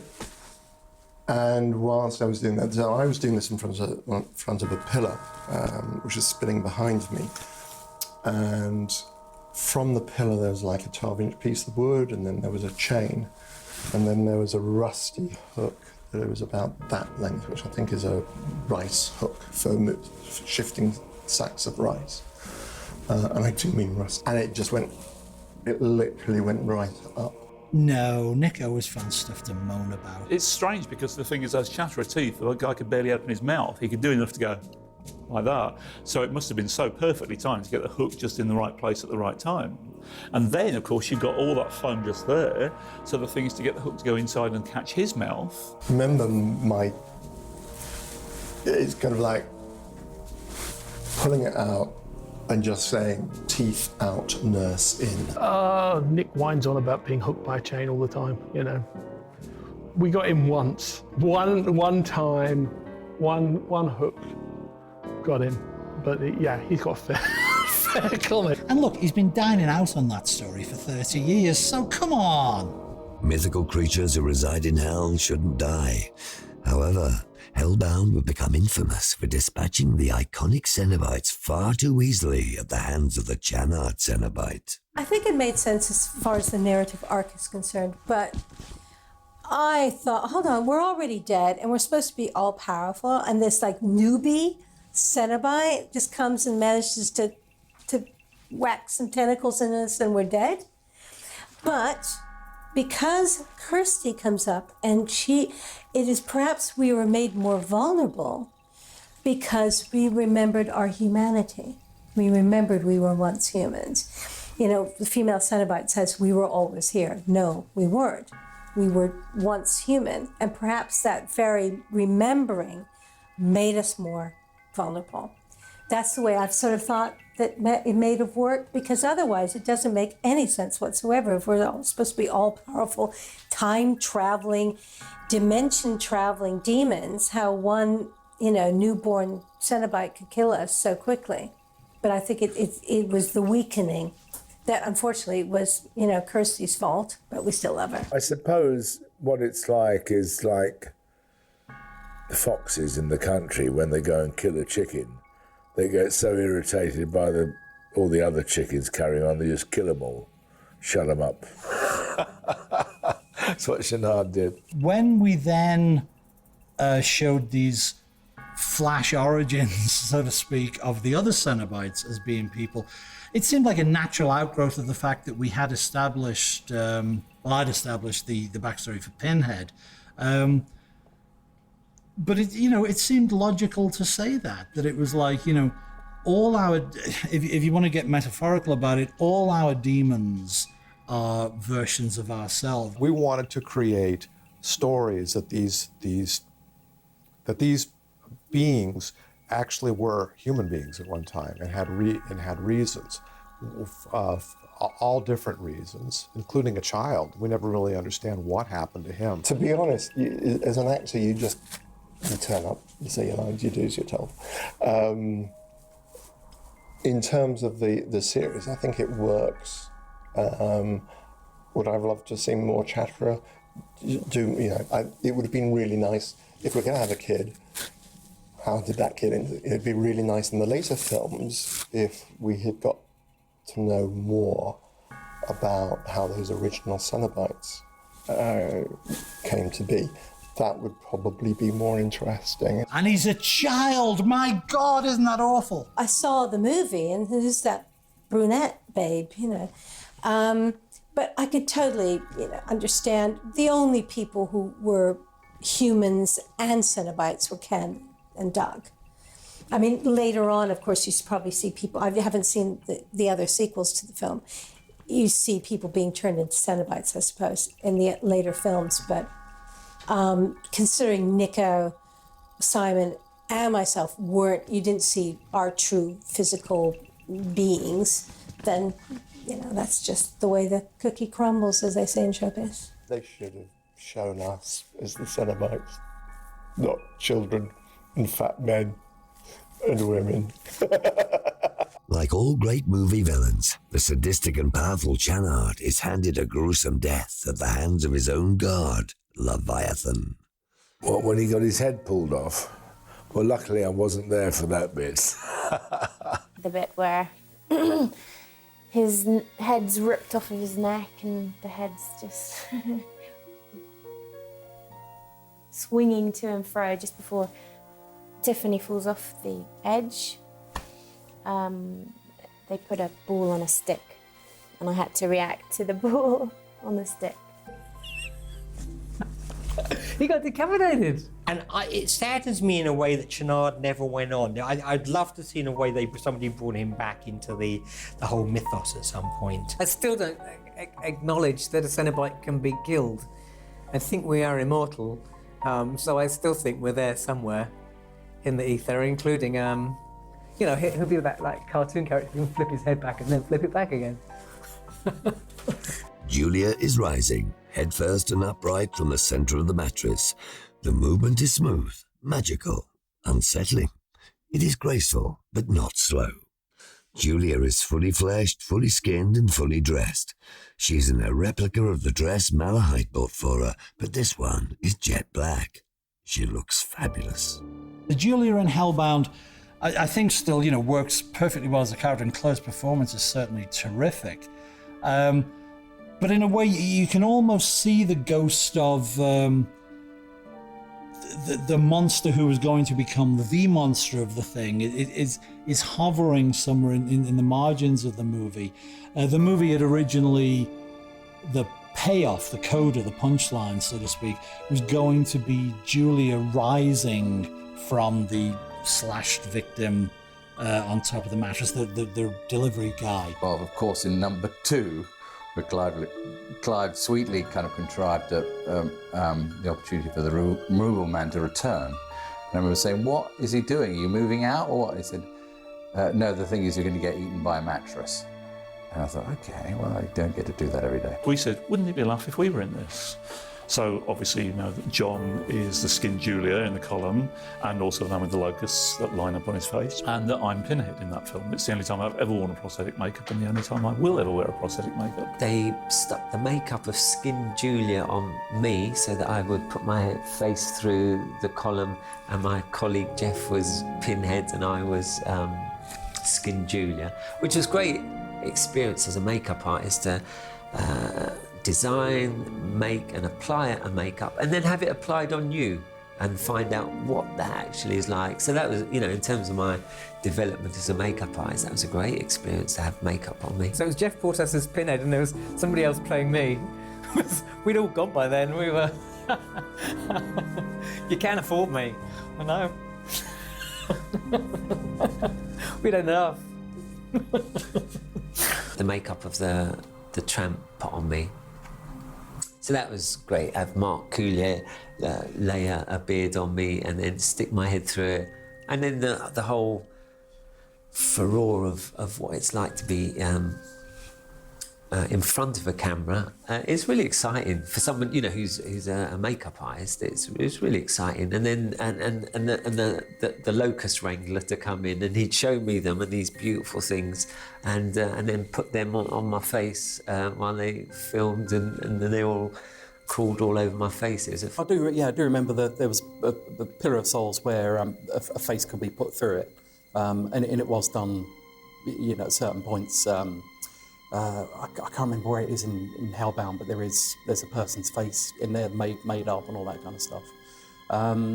So the idea was that as well at the end of the film, Clive's face would be on the Pillar of Souls, and he'd be saying, "Welcome to my nightmare," you know, to try and extend this kind of franchise, you know. That was one of the pieces that, you know, me and Clive were like, no, it shouldn't be Julia, it should be the Pillar of Souls. It was Claire looking quite lovely, actually. You know, she didn't come back as a Cenobite. She came back in a, like I say, you know, nice little black number, hair done nice, bit of makeup, not the slapper you remember. I never saw this black original, but there you go. I don't remember a black dress, I don't. It was shot. There's footage somewhere of Claire in a fabulous black dress rising from not the ashes, but rising from the blood of the victim that allowed her to come back. But it was not to be. I remember seeing the opticals as rough tests, and it didn't even get to the point when they composited it properly together. They got to a point where it was shot against black velvet, and they tried it out. She looked more like a ghost, so I think that was part of the problem. But also I think there was this true meat factor that was missing with that image, and I think it just needed something to guts it up a bit. I think it was definitely on the cards that Julia was to take over the mantle from Pinhead. It was going to become Julia's franchise. Why that didn't happen, I don't know. Like many films, Hellbound has missing and deleted scenes. However, unlike most films, Hellbound's missing scenes have become the holy grail of deleted scenes, with fans desperate to know what was deleted and why. I've been answering for 20, whatever it is, best part of 25 years, the question, what was it that was so terrible about the scene in which Pinhead played a surgeon and the female Cenobite that was so terrible that they couldn't even put it in the unrated version? Some idiot at the packaging department of the movie's first video release, which was an old school VHS tape, featured a still of this. And of course, you know, it's an exciting image. It's like, oh, here's our demons dressed like doctors. Wouldn't want to be strapped on that operating table. The story for me is Pete has written one of those little one-line bits in a script that people who read scripts should be very wary of. So Kirsty and Tiffany are running around the hospital, and the doctor and an assistant emerge from a room, and the doctor says, "What are you girls doing here? You know this part of the hospital is out of bounds," or words to that effect. Pete writes into the script that as he talks, he's gowned and masked. As he talks, the mask starts to fill with blood. The mask falls away, nails start to burst through the mask. The mask and the gown fall away, and the same with the female Cenobite, revealing Pinhead and the female Cenobite. Tiffany and Kirsty scream and turn and run. Fine. It's easy to write. How do you film it? How do you mask Pinhead so that it's not obvious that it's Pinhead? I like to think it worked perfectly well on paper. Not my fault. Or, you know, maybe it was a stupid scene to put in the first place. It's just two doctors turn into Pinhead and the female Cenobite. It's not sort of huge revelations. It's sort of like, you know, Pinhead goes, ha, ha, ha, we got you. And they go, ah, and they run away. That's really, didn't really move the plot forward that much. So they should rest easy in their beds that they haven't missed anything that too tremendous. My memory is we stood around for a while. I don't even know whether they turned a camera on us before the conclusion was that the scene didn't make sense and was going to be dropped. The set photographer took a photograph of Barbie and I on set. If they've got the negative, you know, I'm sure they'll put it on some Blu-ray extra sometime somewhere, and then you too will be able to say to everybody, yeah, it was crap. Released in the USA on the 26th of December 1988 and the 18th of June 1989 in the UK, Hellbound would open to moderate success and mixed reviews, with many comparisons being made to the original film. It opened up, I believe, on Christmas Day or Christmas Eve in the United States. And I thought to myself, oh, guys, come on. You got to have more faith in mankind than that. You know, hey, honey, get the kids. Let's get in the car. We're going to go see Hellbound. Santa Claus is come and gone. It's okay, kids. It's time to get, you know, scared. You know, hey, come on, it's only Christmas. Let's scream a little bit today. I was surprised they released it on Christmas, I must say. That part of it, I was sort of confused. When I'm joking, I like to call it the Godfather II of horror sequels, because, you know, usually the sequels are very poor.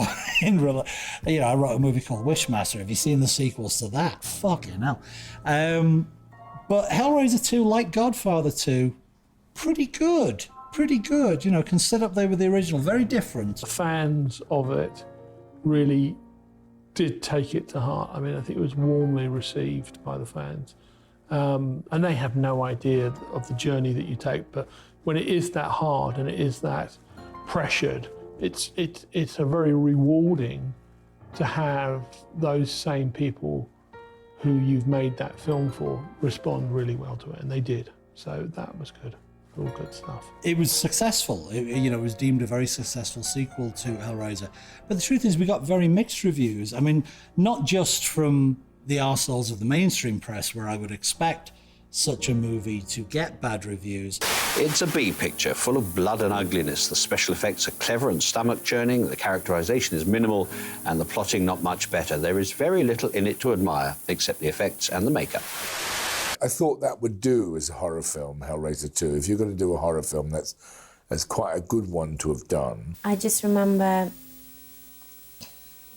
my mother ruining it and having to keep going out and screaming, and she nearly passed out several times. But parents are embarrassing, what can I say? That's the first time I saw it. I was very proud, but my family not so. There was some clown in the Daily Mail, big surprise, who in his review, I'm not kidding, you can look this up in the archives, called for the jailing of me, Clive and Tony Randall, named us, and said that we should be put in jail for visiting such filth upon the public, which is great. I mean, you can't buy reviews like that. It was fantastic.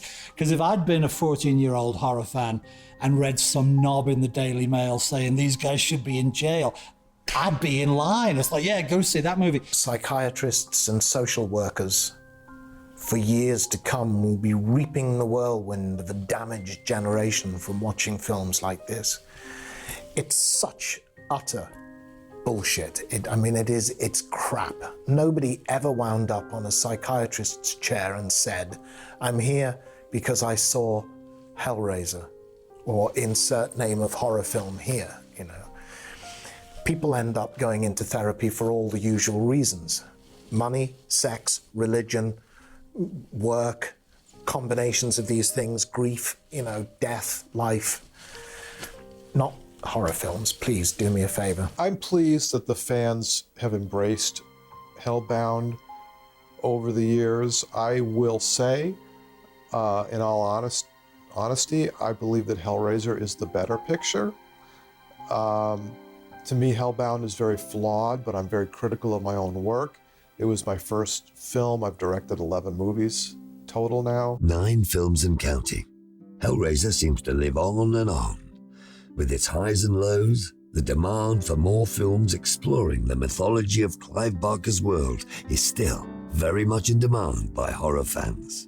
It was clear even while we were making Hellbound that we were not going to be stopping here, that a third film was planned. I was originally hired to do Hellraiser 3, and I didn't like the way the production was going. I thought they were really cheapening it. I didn't get along with the producers, and I was dispatched rather abruptly one day, and actually was not unhappy about that. I still have story credit on the film, but the execution of the film is not what I would have done. I was in the crickle and the pine, but not the holly. They had less money for the third score than they did for the first one. I told them, I said, I don't care whether I get paid for this movie or not. Oh, of course I wanted it. I maybe didn't say that. But I said, what's most important here, guys, is that we have music that at least is comparable to the second one. I suppose someone out there has been to see Hellraiser 9, though I can't think what kind of appetite he has to have done that. I might go and see Hellraiser 9, actually. I think I might make a point of that, just to see where it went. I haven't seen any of them. I sort of felt that the first 2 probably told the story. The fans, I think, tell you the most in that they see Hellraiser 1 and 2 together, and then they box the other ones after that, which is very flattering for Barbie and Nick and myself. That it makes us feel like we were needed, wanted. I haven't seen many of them, if I'm honest. I've seen 1 or 2. I like the fact that Chatterer has got a life of his own outside. He'd come back in various... Stop making Hellraiser films unless you're going to make good ones. They're fucking shit. After nearly 30 years, 9 films, comic books, action figures, potential remakes, what is the legacy of Hellraiser, and why is it so popular today with fans around the world? I get asked, obviously, a lot about what the attraction of Pinhead is and why he kind of immediately took his place alongside the other figures in the main franchises around at the time. I'm probably, not able to see the wood for the trees. I don't really know the answer. I remember when we first started doing signings for the Hellraiser Chronicles and first started doing conventions. There was definitely this idea of 1 and 2. You're either a 1-person or a 2-person. People either preferred one or the other. Now when you stack them up against the other 7, I think it's those 2 that tend to be people's favourites. It's just because they're good movies. It's still gaining momentum with the fans and being watched still, and it's stood the test of time. I think because there's so much in it. There's so much detail. Everyone was dedicated to their work. It's just a little bit of magic where everybody got on, enjoyed their work. I think there's a time when there was a lot of serious politics going on, and it was just a joy to be in a workplace where it was a complete escapism. I must stress that at the time, nobody thought, I don't know if Clive did, certainly I don't think anybody else involved in it thought, this is going to be groundbreaking, appeal to people in a particular way. Really proud of Hellraiser as a legacy. It's sort of stood up really well to sort of test the time. If it does still hold up today, it's because it's based in a domestic reality, a familial reality. That we can relate to, that will allow us into the story, and then once we're allowed into the story, then we'll go to the extreme imaginative distance with it, that it takes us. I'm really pleased that I didn't play King John at Stratford, because nobody remembers that production of King John. It's completely disappeared from every memory, and Hellraiser 2 hasn't disappeared. I mean, it still has an existence. I wish we could, I wish that we could have carried on making them with the integrity that we made the first two. But, we're still trying to keep going and making stuff that you will want to see. But, that's what I would say. Thank you for your support. Thank you for passing it on, and I'm pleased that you've enjoyed it. I can only echo, really, the words that what Boris Karloff always said in relation to Frankenstein. Karloff was in his mid-40s, and he said himself worried about where his career was going, or more importantly, wasn't going, when Frankenstein fell out of the clear blue sky for him. And he talked about my dear old monster and said, I owe him everything. And I have to say the same thing, really. What would be my last words? Would be, that's a wrap.